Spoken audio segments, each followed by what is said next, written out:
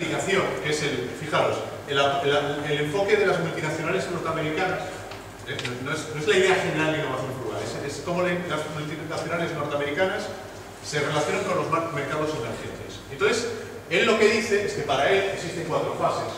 Una primera fase en que los Estados Unidos produce tecnología que se usa tanto en Estados Unidos como en los países emergentes. ¿Vale? La misma tecnología que yo fabrico aquí, la vendo en otro lugar. Claro, se la vendo solo a una parte de la población.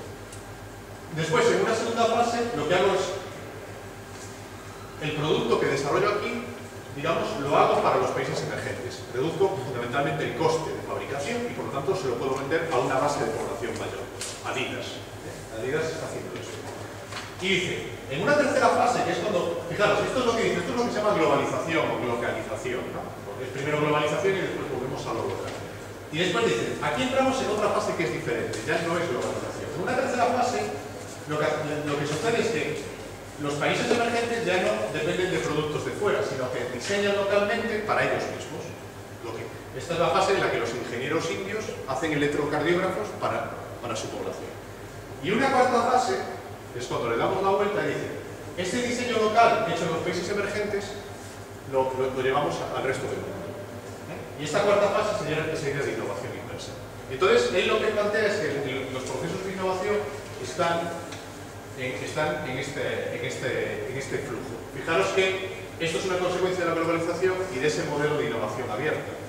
Porque claramente aquí lo que está pasando es un proceso de innovación, abierta.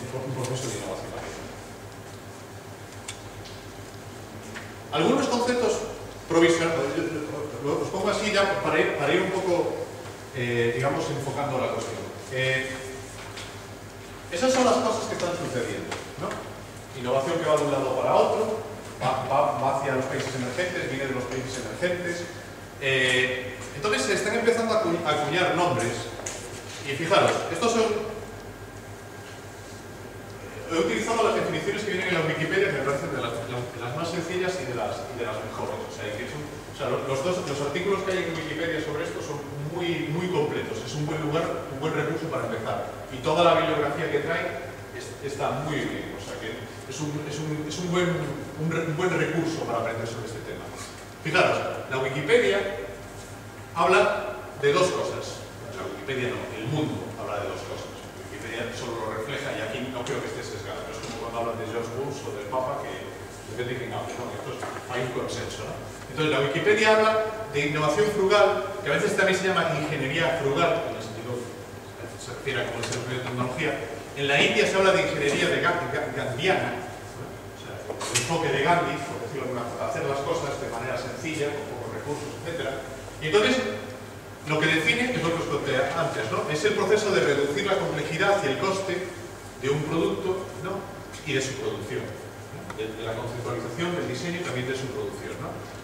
Entonces, eso, lo que dice es cómo hacer cosas que hacemos en Occidente, hacerlas más baratas, como hacer un móvil que valga mucho menos de lo que hace aquí, como hacer un coche.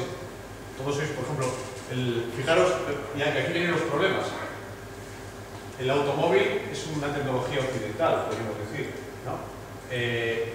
Pero ahora en la India están haciendo los Tata, que todos os sonará, que son muy baratos, o sea, valen cientos o unos pocos miles de euros, yo creo que ya en el orden de los cientos de euros.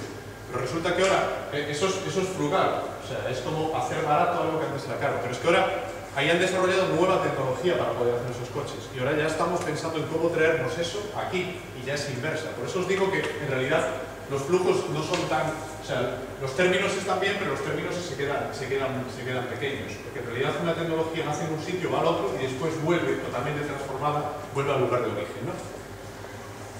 Estos son algunos ejemplos que ya vimos, otros que no. Esto es una captura de pantalla de la Wikipedia, ¿no? El Nokia 1100 no es un teléfono de hace 20 años, es un teléfono que se vende ahora en África. O sea, sabéis que las numeraciones, ¿no? Aquí ya han dejado de tener esta numeración, pero no por el 8000, etc. ¿No? La banca móvil, después hablaremos de ella. Fijaros que lo ponen como frugal en el sentido que es una tecnología que es el SMS, que se transfiere a África, pero también se puede entender como inversa, ahora lo veremos. Por ejemplo, prótesis, piernas prostéticas, desarrolladas a muy bajo coste en la India. un escáner de ultrasonidos de General Electric, también desarrollado a muy bajo coste, o los electrocardiogramas, ¿no? Esta luz solar que os decía antes, o el Tata Nano, que es el coche más barato, que dice que es el más barato del mundo, ¿no? Me parece Entonces esos son algunos ejemplos que se colocan ahí como que normalmente se entienden como innovación frugal. No tanto porque lo ponga la Wikipedia, pero normalmente la gente los pone como ejemplos.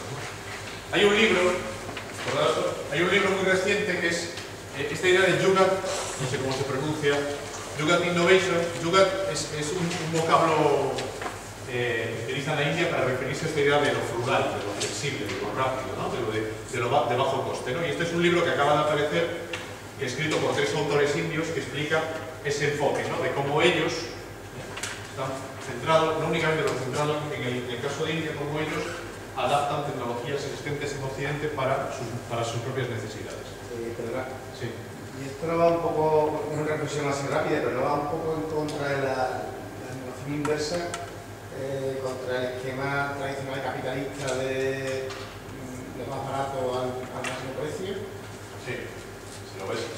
Claro. Sí.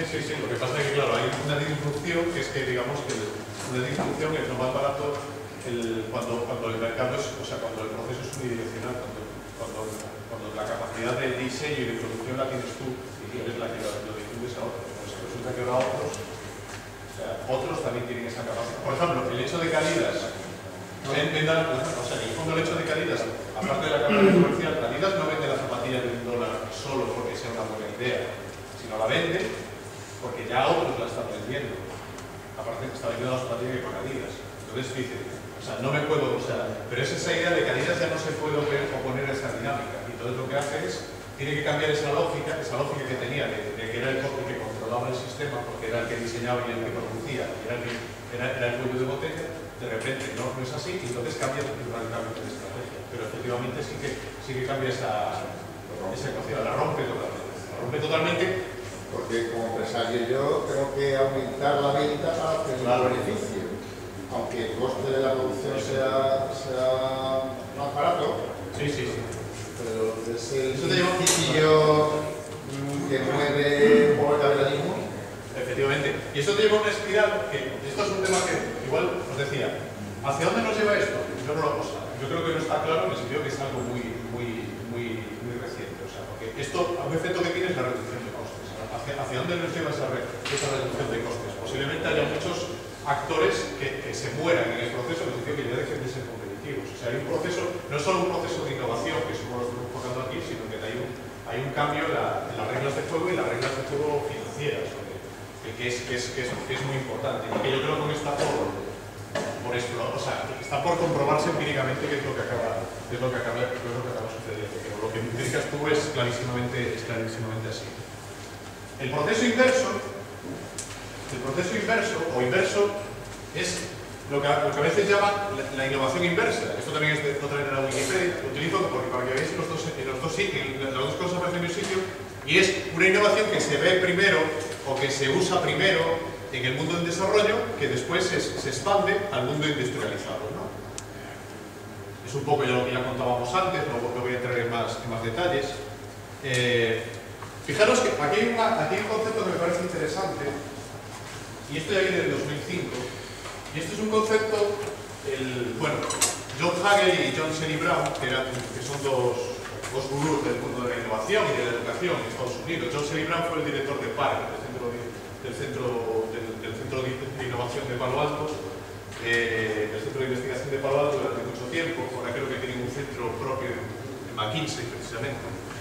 Y hace ya unos años hablaban de las prácticas de gestión que son disruptivas, de la innovación disruptiva. Ellos pensaban en Asia y decían que lo interesante hoy en día sucede en la periferia, que en la periferia es donde están sucediendo las cosas. En la periferia es donde todo se mezcla, es donde se produce la apertura. Cuando hablamos de innovación abierta es que hay en la periferia, hay un lugar donde entramos en colisión o en relación, ¿no? Entonces, que en los límites de las empresas, de los mercados, de las industrias, de las geografías, de las disciplinas intelectuales, de las generaciones, etc., es donde suceden las cosas interesantes, ¿no? Y precisamente esto, que no estaba pensando en innovación inversa, es como una inspiración para lo que sucede con la innovación inversa. Porque la innovación inversa lo que está marcando lo que sucede cuando en un límite, en una periferia, en una frontera entre empresas, entre mercados, entre industrias, entre geografías. O sea, en esa colisión entre países emergentes y Occidente, en realidad es una colisión no en el sentido de conflicto, es una colisión de muchas cosas a la vez, no solo de una cosa. Bueno, Sí. sí, una cosa que me queda clara es que, a través de lo que he escuchado, que buena parte de la ingeniería inversa la hemos visto hace 50 o 80 años. No es un fenómeno propio del tiempo.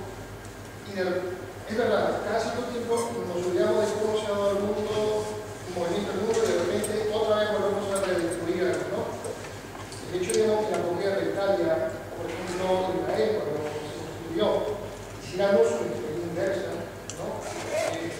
Lamborghini no es Lamborghini si no hubiera copiado los modelos de los tractores americanos para adaptarse a los tractores. Después construyeron los coches de lujo.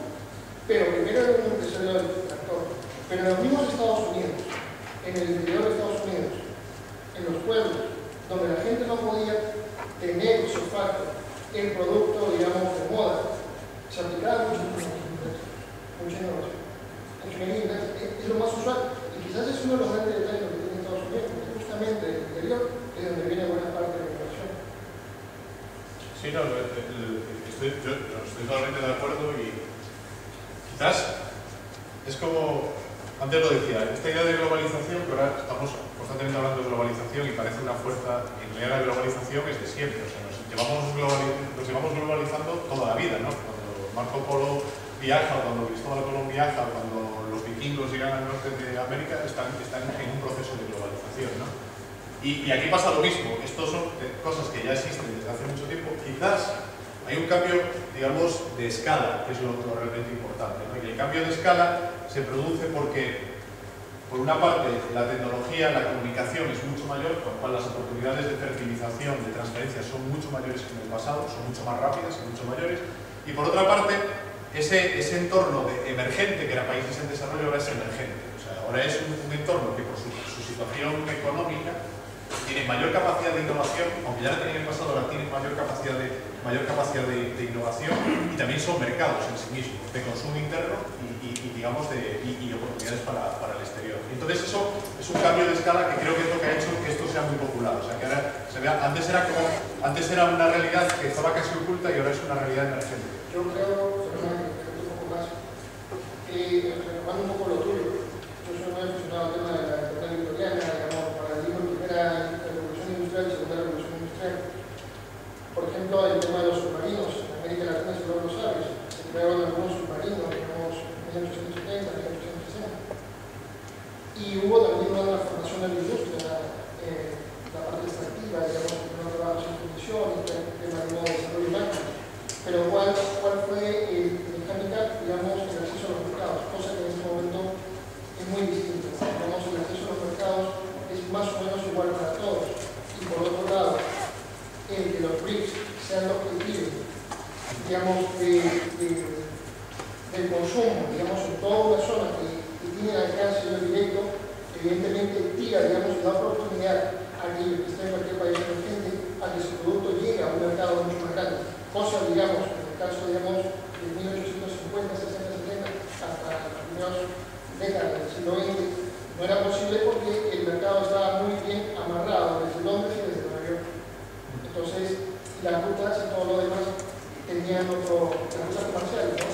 Tenían otra configuración, pero ahora es totalmente distinto. O sea, la consecuencia es esa posibilidad de comunicación, tanto física como digamos, digital, que es lo que favorece, aparte de un cambio de condiciones políticas que va asociado, etc., ¿no? Y entonces, fijaros, esta idea de innovación inversa, cuando vais a ver los ejemplos que ponen, en la misma fuente, ¿no? Pues, bueno, hablan de Nokia, pero Nokia está utilizando sistemas de anuncios clasificados en Kenia, que ahora se están utilizando en Estados Unidos. Algunas aplicaciones de Microsoft se están transfiriendo al mundo occidental. El caso de General Electric, aquí empiezan a haber incoherencias. En el caso de General Electric está en los dos lados, o sea, se puede ver de las dos maneras. Los coches también se pueden ver de las dos maneras.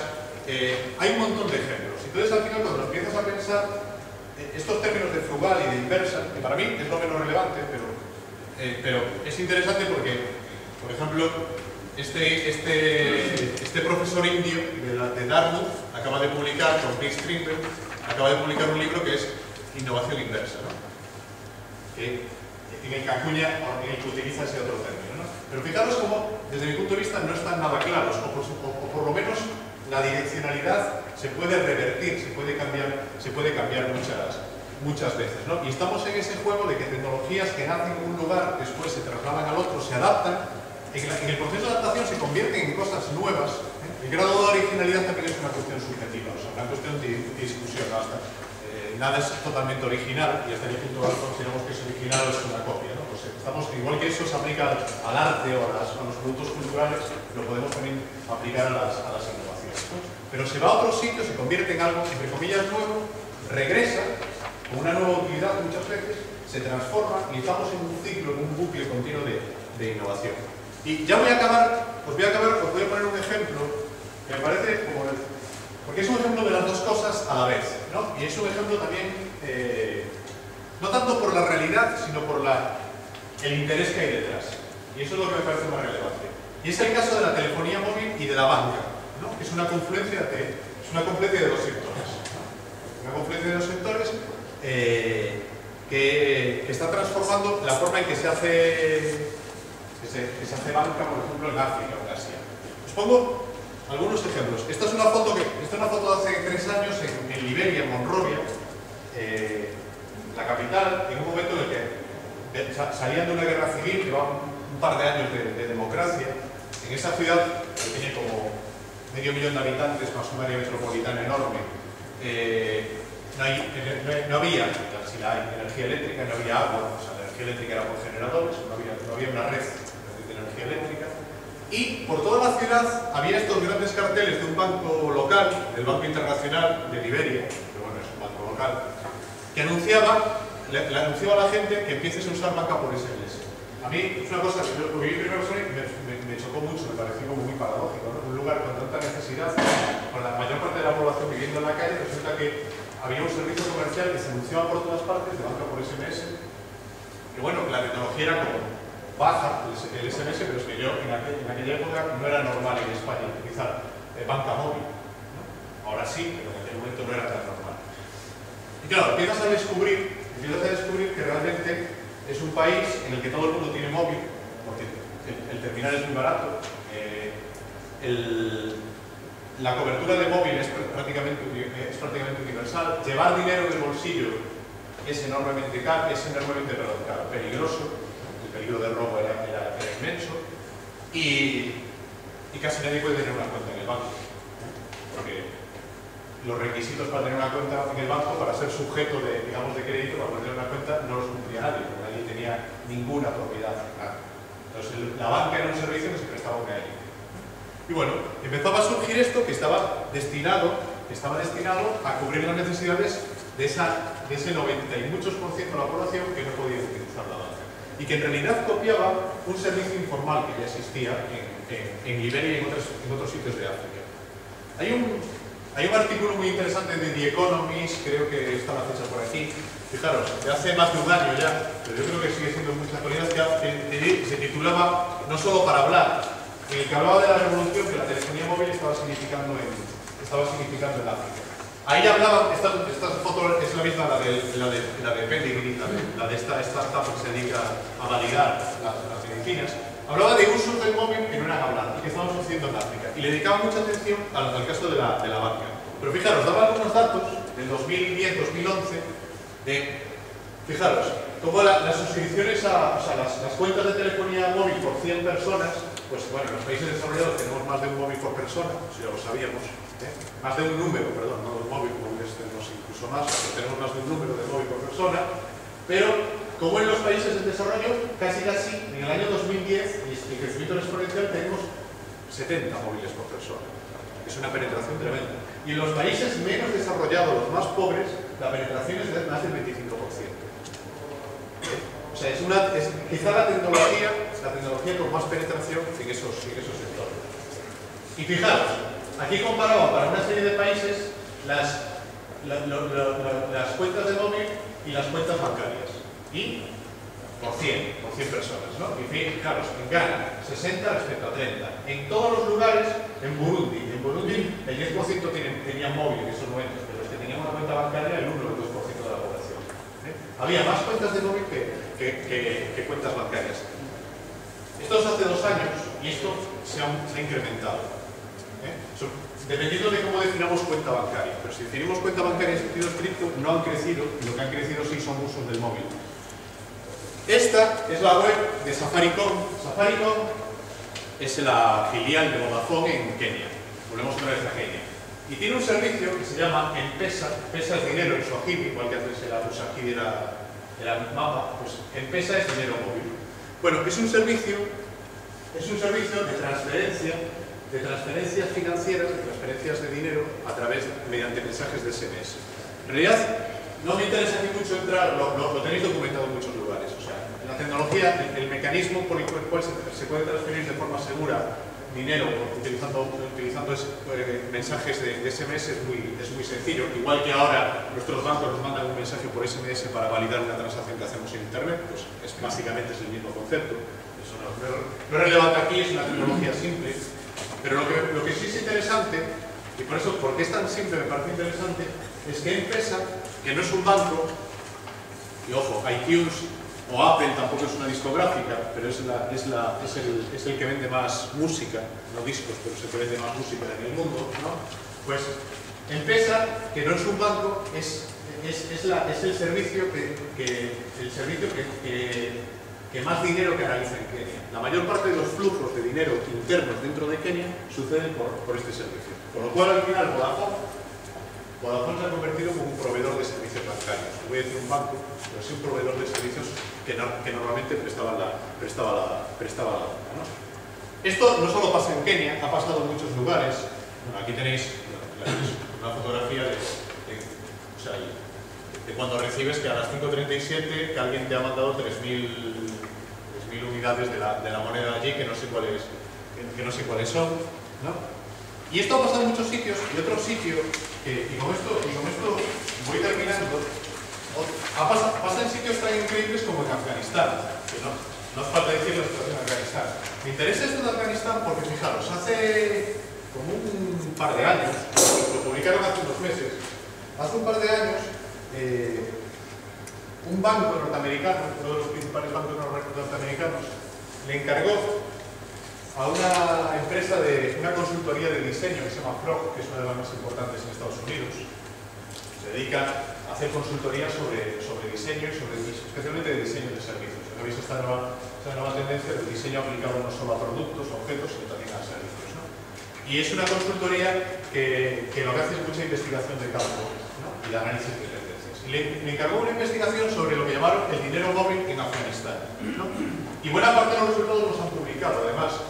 Y es interesante porque han documentado ese proceso, como es, ¿no? Que es un poco ya lo que os he contado, pero lo que es interesante es que ese banco norteamericano, que ahora mismo no recuerdo cuál es, pero uno de los principales bancos norteamericanos no está interesado en abrir oficinas o dar servicio en Afganistán, no es su mercado, ¿no? Por razones obvias, los riesgos son enormes. Lo que está interesado, y le está pasando a muchos bancos occidentales, es en entender la lógica, el concepto de ese servicio para readaptarlo, no usando SMS, pero readaptarlo al entorno occidental. Y ahora que están emergiendo un montón de servicios bancarios, es un poco, no es conocimiento que lo apliquemos directamente, esto no es una tecnología que la trasladamos, no es el caso de General Electric, que cogen el electrocardiógrafo y lo mejoran o lo cambian un poco y ya lo pueden vender en Estados Unidos. Esto es más conceptual, lo que extraen es conocimiento, conceptos que después aplican a sistemas, a servicios financieros que aparentemente tienen poco que ver. Pero fijaros cómo es una forma, por una parte, de innovación frugal, porque la tecnología se desarrolló aquí y se ha llevado allí y se ha dado un nuevo uso y se ha simplificado y se ha hecho barato, etc. Y por otra parte es de alguna forma innovación inversa, ¿no? Y es las dos cosas a la vez. Bueno, muy rápidamente, es interesante esto si ponéis dinero móvil en Afganistán, os van a salir un montón de artículos en revistas, en medios de comunicación, donde se explican todos los detalles. O sea, ha tenido mucha repercusión en los medios. sobre todo Jan Chipchase, que era el director del equipo que hizo la investigación, lo ha difundido mucho, es un personaje muy conocido en el mundo del diseño de los servicios. Y básicamente la historia que cuentan, en el fondo, es esta, ¿no? La historia de que en Afganistán, esta es la forma normal de hacer transferencias financieras. Afganistán es un país musulmán. Los musulmanes han utilizado redes informales para transferencias económicas desde tiempo inmemorial, que son redes físicas, claro, o sea, que el dinero pasa de mano en mano, pero con esos sistemas que son redes de confianza, y con esos sistemas de confianza, por ejemplo, en ciertos momentos, una parte de las remesas del dinero que producían emigrantes en Europa llegaba a los países de origen, a Marruecos, Argelia, etcétera, etcétera, y llegaba de una forma, digamos, alegal, ¿no? De una forma que no dejaba rastro, porque iba pasando de mano en mano. Y son redes de confianza. O sea, primero hay una red, por razones de familia, de conocimiento, etcétera, que se establece, y después esa red tiene unas reglas que no están escritas en ningún lugar, que no son una ley, que permite la transferencia de dinero. Bueno, ese sistema ha funcionado muy bien mucho tiempo. Ese sistema sigue siendo el principal sistema de transferencia de dinero, digamos, de dinero físico en países como Afganistán. Tiene un problema, porque el dinero tiene que moverse, tiene que pasar de una mano a otra, y por lo tanto el proceso es lento. El dinero no llega de forma inmediata, ¿no? Pero eso sigue funcionando, ¿no? Y aquí veis un poco. Y al mismo tiempo, la gente en Afganistán utiliza telefonía móvil. Una parte importante de la población. No el 70%, pero creo que cerca del 30 o 40%. Eso lo hemos dado. Y, bueno, esto es muy habitual ver este tipo de mercados de venta de teléfonos móviles y gente que usa 4 terminales, ¿no? Es un ejemplo de la penetración. ¿Qué es lo que sucede? Lo que sucede es que se han desarrollado servicios de telefonía de banca por SMS, ¿no? Faisa es el principal servicio. Faisa en Farsi, que es el término, es el lenguaje en Afganistán, pues significa otra vez dinero, o sea, lo mismo que antes era pesa. Y fijaros, con esto acabo, pero fijaros una cosa. Ellos hicieron un análisis semi-cuantitativo analizaron el Hawala, que era el método tradicional de redes de confianza. El banco, Western Union es el enfoque occidental, es como nosotros entendemos la transferencia de tecnología. Western Union es una innovación occidental que nosotros hemos comercializado en Asia, en África, etc. Western Union funciona. Yo si quiero enviar dinero a Kabul por Western Union lo puedo enviar, pero me cuesta mucho y solo puedo enviar una cantidad muy grande de dinero. Tiene sus limitaciones. También si quiero vender un iPhone en Kabul, puedo, pero habrá poca gente que me lo quiera comprar.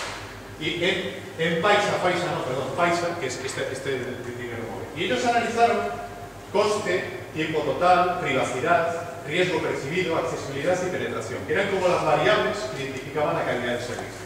O sea, lo que hicieron fue un análisis desde la perspectiva del usuario. Escogieron un usuario típico de Afganistán con una serie de usuarios, y de hecho el informe original tiene una serie de casos de estudios basados en personas específicas, con historias de vida concretas, y esas eran las variables relevantes. Lo importante es que sea de bajo coste, que sea rápido, que sea privado, ¿ya? Que no me exponga, que sea de poco riesgo, que sea muy accesible, y lo importante es que esa tecnología o ese servicio sea lo más común posible. Y si os fijáis, aquí está la parte buena y aquí la parte mala, ¿no? Alto, bajo, etc. Si os fijáis, el servicio basado en banca por SMS es el mejor, o casi el mejor, excepto en la penetración, porque la penetración sigue siendo baja de la telefonía, aunque ya es elevada, pero sigue siendo baja. Pero hay, por ejemplo, el sistema, bueno, había el sistema de persona a persona, digamos, la red de confianza, que es el peor. El sistema tradicional es bueno, pero es lento, y da poca privacidad. Y Western Union es extremadamente caro, incluso es lento para lo caro que es. Entonces, la conclusión a la que llegaron es que este servicio que se había, digamos, diseñado mezclando tecnologías que ya existían con conceptos que vienen de las redes de confianza, porque este servicio comercial se inspira en esto, y llega a Liberia y llega a Kenia basado en eso, pues este nuevo servicio que se basa en todos esos elementos configura una oportunidad comercial y una mejora en la forma de vivir de la gente. Y ya con esto acabo. Y lo interesante de esto es que esto está siendo, digamos, incorporado incorporado al conocimiento de la banca occidental y se supone, no se supone, está pasando, la banca occidental está manejando estos conceptos, no tanto la tecnología, para desarrollar nuevos servicios ya adaptados a nosotros, no adaptados a esa gente. Bueno, esto era lo que os quería contar, más que, o sea, lo que os quería plantear era como ideas que están surgiendo y lo que me interesaba también es esas múltiples lecturas que estáis haciendo, ¿no? de las implicaciones que tienen, de qué significa esto, de si esto es nuevo, no es nuevo, y también un poco, incluso, quería daros un poco la idea de la confusión que existe, de que le estamos llamando a cosas, le estamos llamando, utilizando muchos nombres para cosas que no sabemos si son lo mismo o no son lo mismo. Pero por eso creo que es un momento interesante.